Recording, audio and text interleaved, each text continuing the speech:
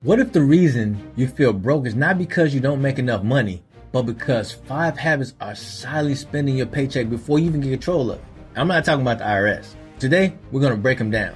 No fluff, no shame, pure action.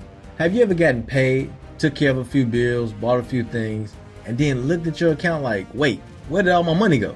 That's not random. That's a pattern. And that pattern can be broken.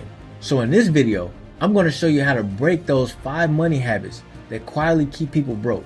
Not by thinking differently, but by doing differently. Because your money doesn't change when you feel motivated. It changes when your system changes. So let's get straight to it.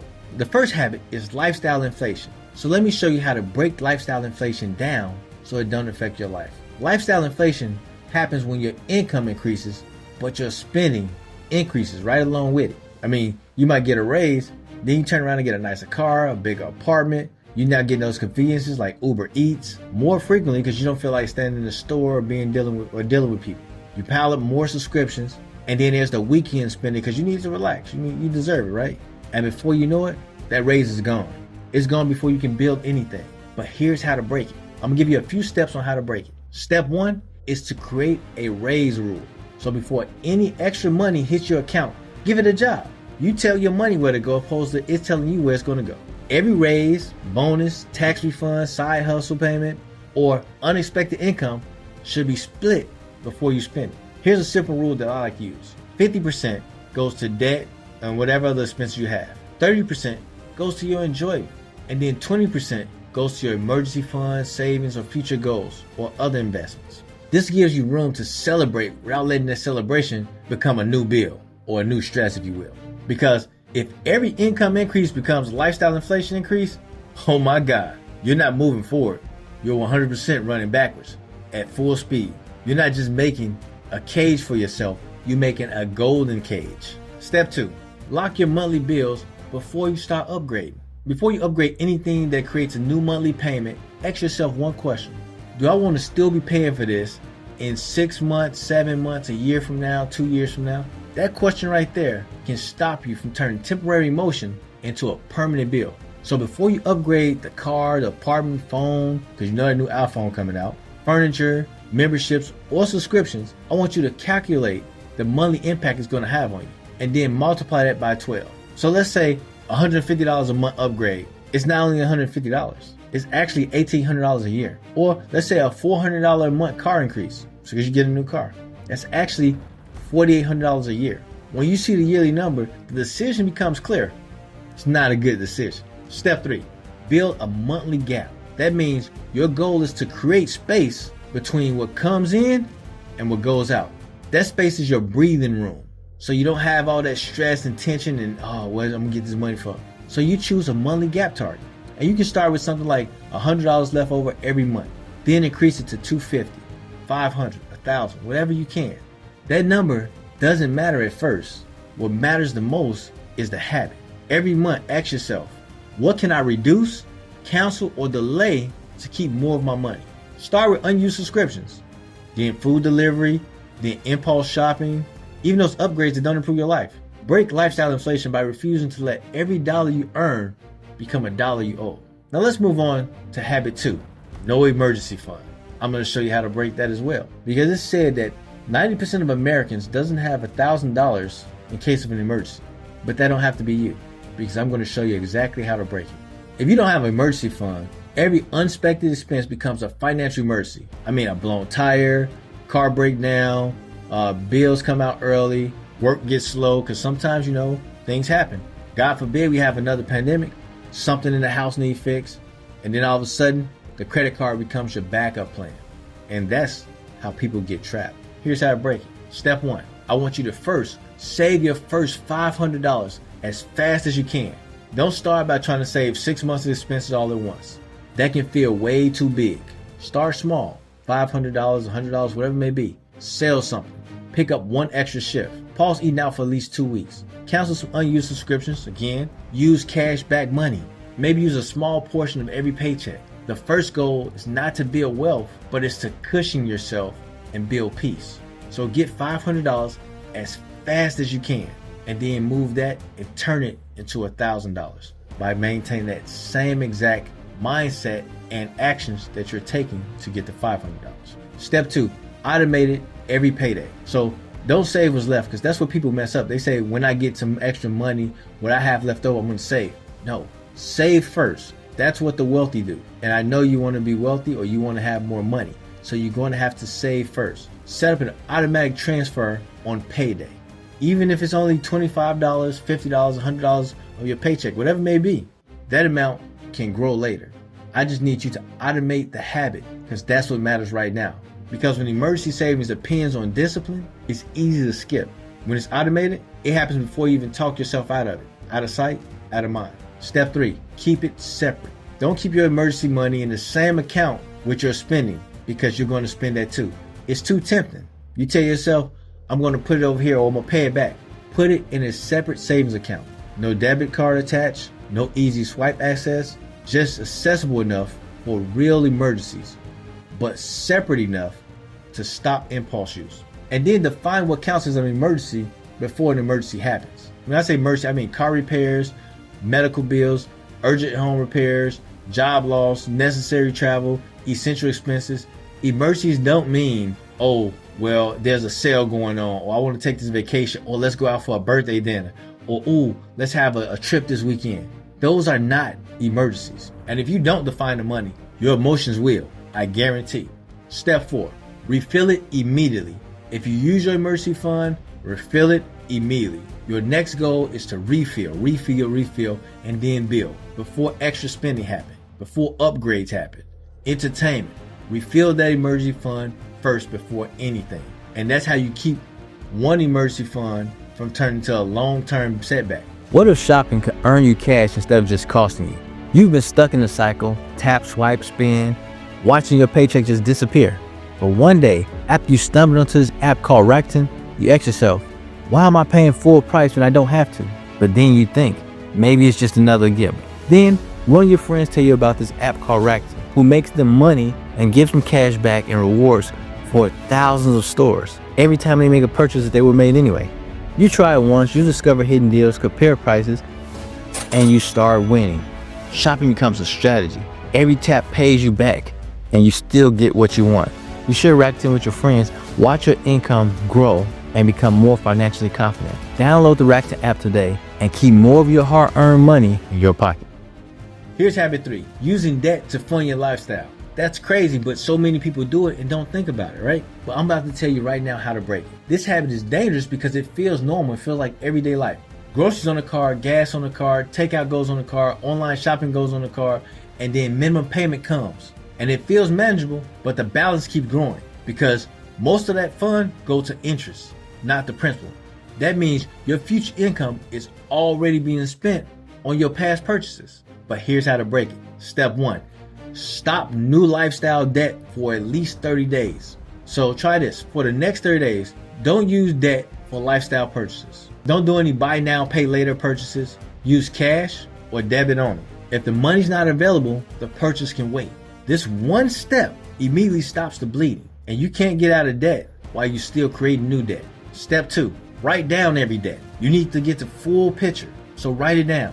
Who you owe, the total balance, the minimum payment, the interest rate, even the due date. Don't just try to guess and think off the top of your head. Log it down, write it down, and get the real numbers. Because like the great philosopher Lil Wayne said, men lie, women lie, but numbers don't lie. Debt stays powerful when it stays vague. Once it's written down, it now becomes a target that you can actually hit. Step 3, choose one payoff strategy. You can pick any payoff strategy you want. You can pick from Dave Ramsey, you can pick from this channel. Option 1, debt snowball. Pay off the smallest balance first. This gives you quick wins and keep motivation high. Or option 2, debt avalanche. Pay off the highest interest debt first. This usually saves more money over time, but may cost a little bit more in the present. But choose the one you will actually follow. The best debt payoff plan is the one that you don't quit. Step 4, make one extra monthly payment every month. Minimum payment, maintain debt. Extra payments, attack the debt. Even if the extra payment is small, just start. Add $25 extra, $50 extra, even $100 extra, whatever you can. Put the extra money towards one debt at a time. Not all of them, just one. That one target, and you attack. One target, one attack, one balance down. Then roll that payment into the next day. That's how momentum builds. Step 5, remove all saved cards. You got in your phone, you got these cards and pin numbers, everything, you got all these different things saved. Remove those cards from your phone. Remove any saved cards from Amazon, DoorDash, Uber Eats, Apple Pay, Google Pay, retail websites, browser autofill, because this creates friction, which now makes spending a little bit harder. Just think about it. If you have to get up, find the card, type the number in, check the total, and think about it, you're less likely to buy with emotion because it's too much work. But convenience is expensive. You're going to pay for that. And that friction saves you money. Here's the 4th habit, emotional spending.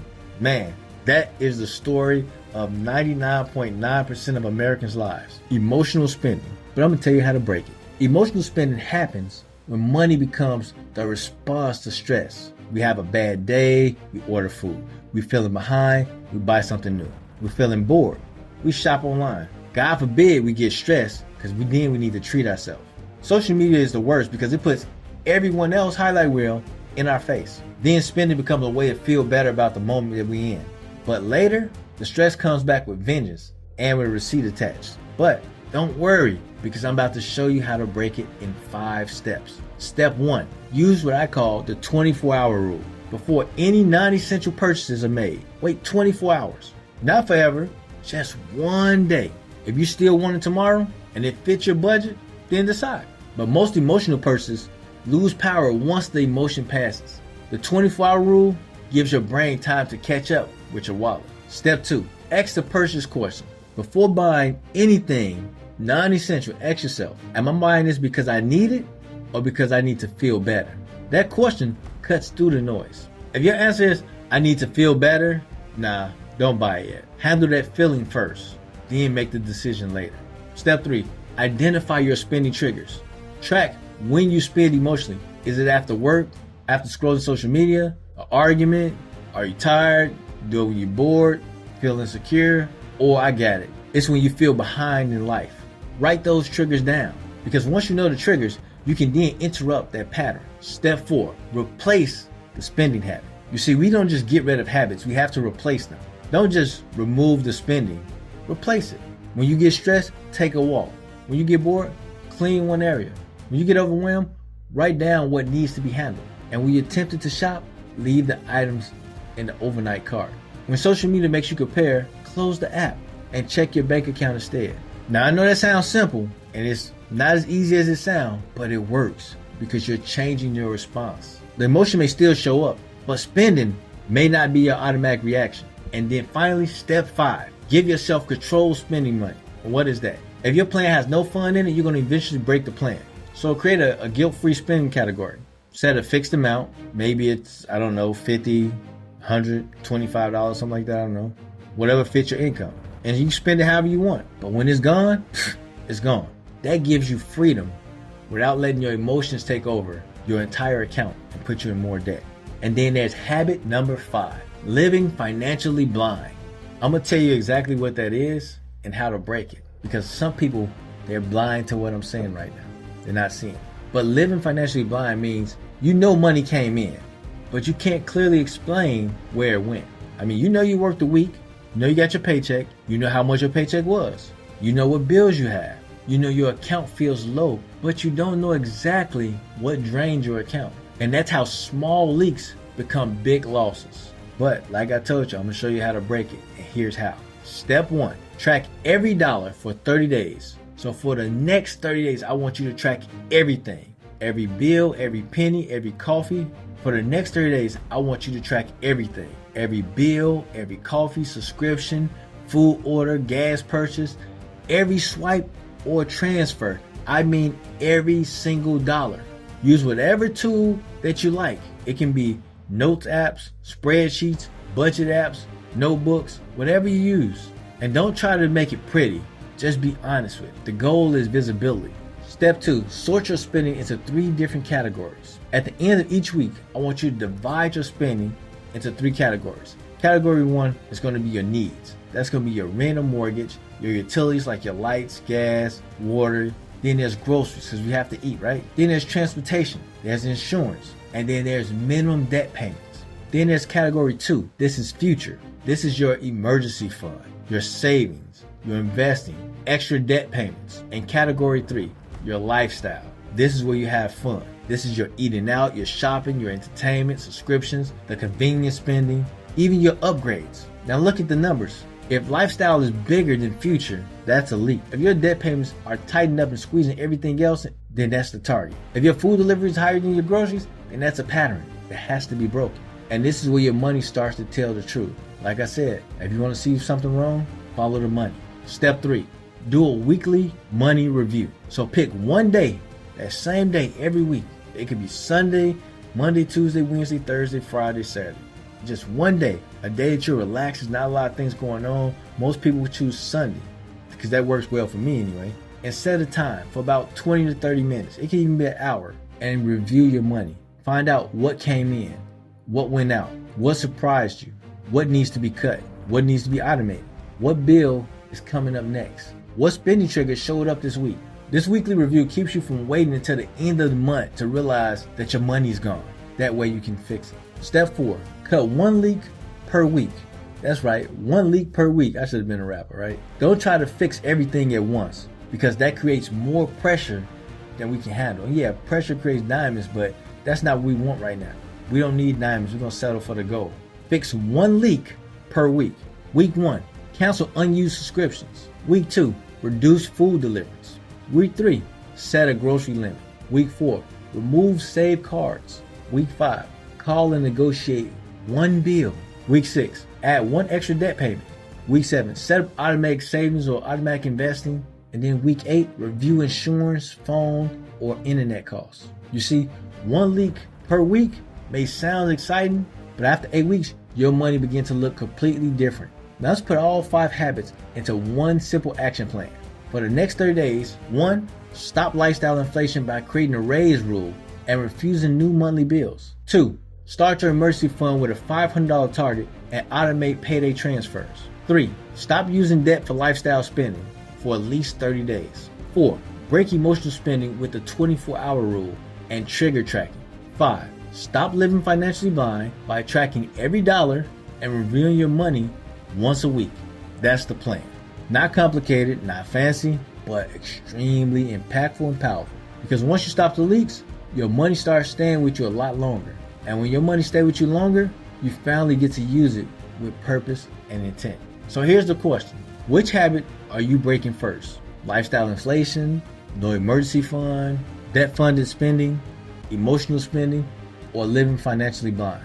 Drop your answer in the comments. And don't just comment the habit. Comment the first action you're taking. Are you canceling a subscription? What subscription? Setting up automatic savings? Deleting your saved cards? Tracking every dollar? Using the 24-hour rule? Put it in the comments and make it real. And if this video gave you a clear setup you can use today, hit the like button, subscribe to the channel, and share with somebody who's tired of working hard and still feeling broke. Because the goal is not to make money. The goal is to keep it, control it, and use it to build a life that you actually want. And remember, don't take notes, take action.